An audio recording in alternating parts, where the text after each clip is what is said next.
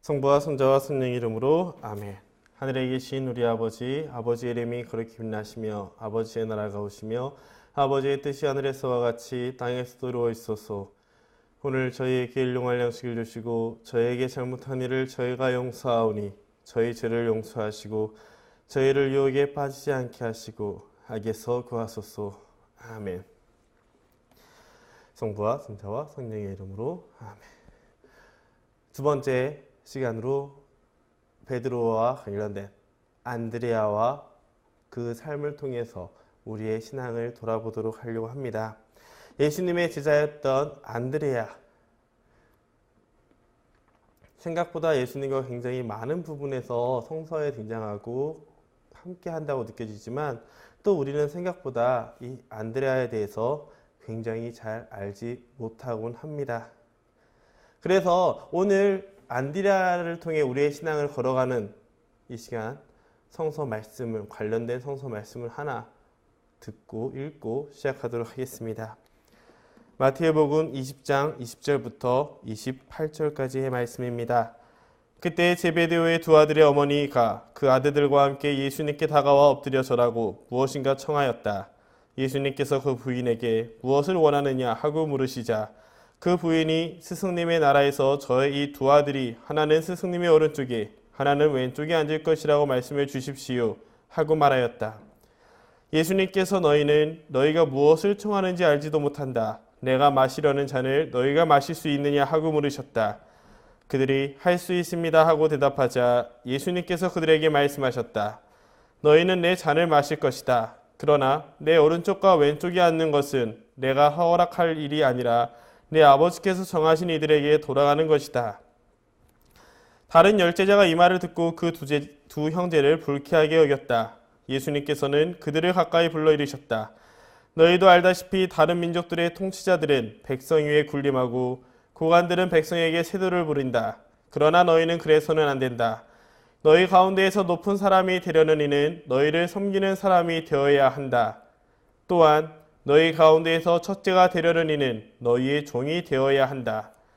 사람의 아들도 섬김을 받으러 온 것이 아니라 섬기러 왔고 또 많은 이들의 몸값으로 자기 목숨을 바치러 왔다. 주님의 말씀입니다.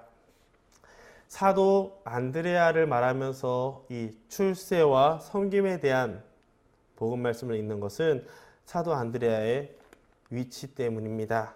사도 안드레아에 대해서 조금씩 알아볼까요? 사도 안드레아는 베드로의 동생입니다. 그리고 그는 때로는 신중하고 온건한 성격으로 드러나 있고 예수님이 승천한 이후 콘스탄티노플 총대주교는 이 안드레아의 전통을 이어받았다고 합니다.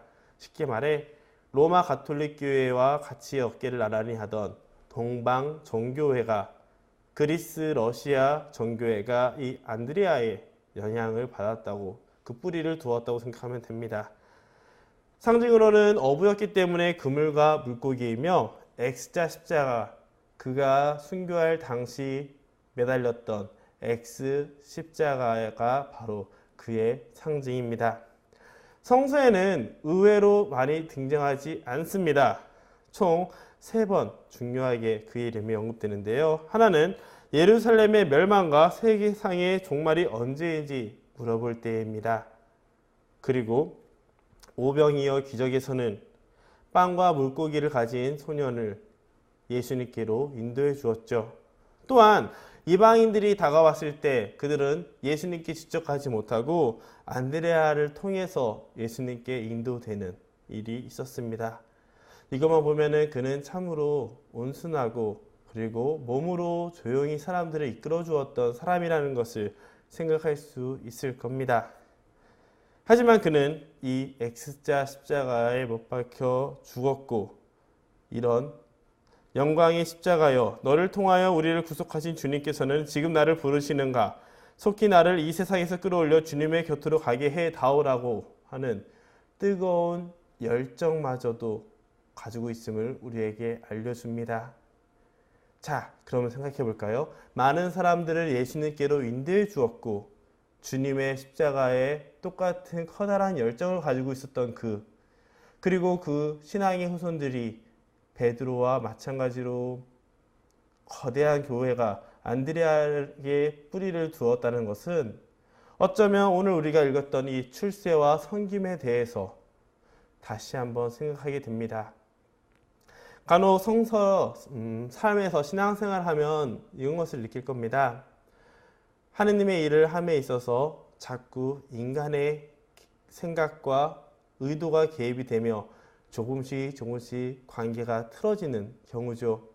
방금 전에 들었던 성서 말씀처럼 하느님 양옆에서 뜨거운 열정 가지고 더 열심히 하겠습니다 라고 요청할 수 있지만 그것은 하느님께 달린 것이지 다른 제자들과 시기와 질투의 문제로 때로는 누가 더 인정받았냐라고 하는 그런 관계적인 어려움까지 포함되게 됩니다.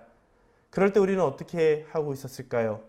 대부분 너는 너고 나는 나야 라는 식으로 단계를 단절하든지 혹은 온전히 나의 의견을 죽이고 그 사람을 따르든지 아니면 그 사람의 의견을 누르고 내 의견만 밀어붙이는 그런 모습을 많이 볼 수 있었을 겁니다.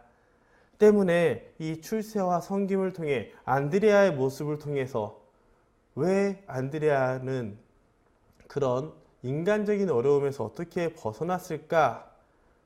라는 질문을 던지게 되죠. 하느님의 일과 사람의 일을 구분하는 것은 사실 굉장히 어렵습니다.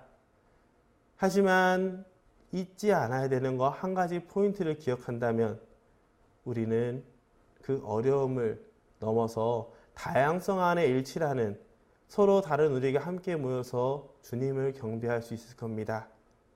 바로 이 주님을 경배한다는 포인트, 성체 안에 우리가 하나라는 것을 잊지 않는 것이 안드레아 사도를 통해서 되돌아보는 우리의 모습이라는 것입니다. 단체 활동을 하거나 함께 신앙생활 할 때 인간적인 갈등은 굉장히 많습니다. 왜냐하면 그리스도 교회에서 말하는 사랑, 정의, 평화, 자비, 용서 모두 소중한 가치들이기 때문이죠. 하지만 사람마다 누구는 사랑의 모습을, 누구는 자비의 모습을, 누구는 정의의 모습을, 누구는 자신이 하느님께 받은 그 체험을 강조하게 됩니다. 서로 좋은 일을 하려고 하다 보니 서로가 잘못됐다는 것을 말하는 것이 아니라 내가 더 하느님께 옳다라고 하느님께 가깝다라고 생각하는 순간부터 다툼은 시작되고 우리가 가진 열정은 하느님의 일인 인간의 일에 관계에 너무 많이 소비되어 결국 하느님부터 떠나게 되는 것이죠. 그러기에 안드레아는 참으로 대단한 사도라고 볼 수 있을 겁니다. 그렇다면 실제 베드로와 안드레아를 따랐던 일은 어떻게 되었을까? 역사에서 가톨릭과 정교회는 우리가 신앙생활에서 만났던 그 어려움을 그대로 경험하게 됩니다. 로마 가톨릭은 베드로의 후계자로서, 동방 선교회는 안드레아 사도의 후계자로서 살아가다가 약 1000년경, 정확히 말하면 서로마 제국이 무너지고 동로마 제국이 중심이 되었던 시절부터 교회의 순수성을 지키기 급급했던 로마 가톨릭과 화려한 문화를 여전히 유지했던 동방 종교회 간의 인간적인 갈등은 신앙적인 차이를 가져오고 정확히 말하면 신앙 표현의 차이를 가져오게 되고 서로를 이해하며 받아들이기보다는 누구의 힘이 더 세냐라는 문제로 교회가 갈라지는 일이 있었습니다. 그리고 난 다음에 화해하기도 전에 이슬람에 의해서 동로마 제국 쪽 콘스탄티노플이 지금의 이스탄불이 점령되었고 이슬람이 시대가 빠지자 공산주의를 통해서 이런 역사적인 어려움을 통해서 두 교회가 영영 헤어지는 줄 알았습니다. 하지만 많은 사람들의 기도 덕분이었을까요? 이 두 교회는 그 두 개를 이끌었던 총대주교 콘스탄티노플의 총대주교와 로마 교황님의 만남을 통해 다시 화해를 시작됐고 서로 다시 관계를 연결하면서 서로가 가지고 있는 영적 보화들을 교류하며 서로의 신앙을 살찌워 나가기 시작했습니다. 이렇게 이 두 교회가 모일 수 있었던 것, 다양한 서로 다른 전례의 형태를 가지고 있고 서로 다른 신앙생활을 하고 있던 이 두 교회가 함께 모일 수 있었던 것은 바로 이 성체에 대한 고백, 그리고 갈라지기 전에 함께 고백했던 신경인 니케아 콘스탄티노폴리스 신경을 통해서입니다. 갈라진 이후에 생긴 인간적인 차이로부터 시작된 다름을 공격하기보다는 우리 두 교회가 함께 믿고 따랐던 그 중심을 잃지 않고 갈라지기 전에 함께 고백했던 이 믿음의 고백을 공유함으로써 이 두 교회는 모일 수 있었죠. 사실 틀림은 다름이 아닙니다. 아니, 다름은 틀림이 아니죠. 서로가 만났던 하는 체험은 다를 수 있을 것이고, 그리고 살아가는 모습 역시 서로가 자라온 경험에 의해서 달라질 수 있을 겁니다.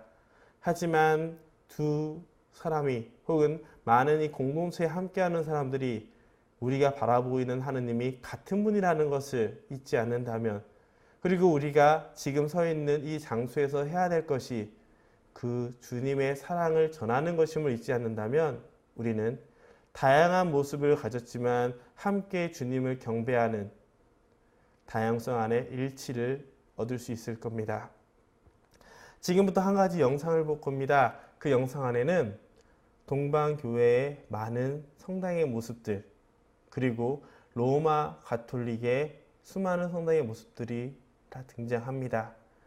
이 영상을 보면서 나오는 말마디를 한 가지 한 가지 생각해 보면서 서로 다른 모양을 가진 성당과 둘 다 성당이긴 하군요. 서로 다른 모양을 가진 건물 안에서 한 분이신 하느님을, 같은 분을 찬양하고 경배한다는 것을 기억하면서 나는 어떤 색깔의 모습으로 그분을 경배하고 있는지, 그리고 내 주변의 사람들은 어떤 색깔의 모습으로 그분을 향하고 있는지를 돌아볼 수 있었으면 좋겠습니다.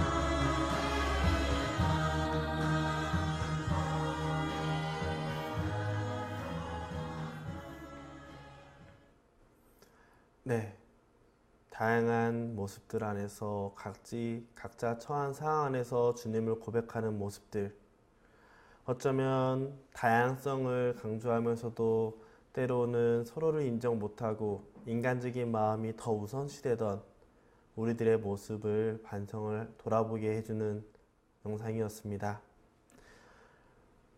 주님을 향해서 같이 목숨마저 바칠 정도로 뜨거운 열정을 가지고 있었던 사도 베드로와 마찬가지로 그분을 향한 뜨거운 열정으로 십자가에서 순교했던 안드레아 사도까지 이 둘이 다시 만나 그 둘의 뜻을 따르는 교회가 함께 할 수 있는 것은 단 하나, 우리가 함께 예수 그리스도를 고백하며 그분을 바라보고 있음을 인정했기 때문입니다.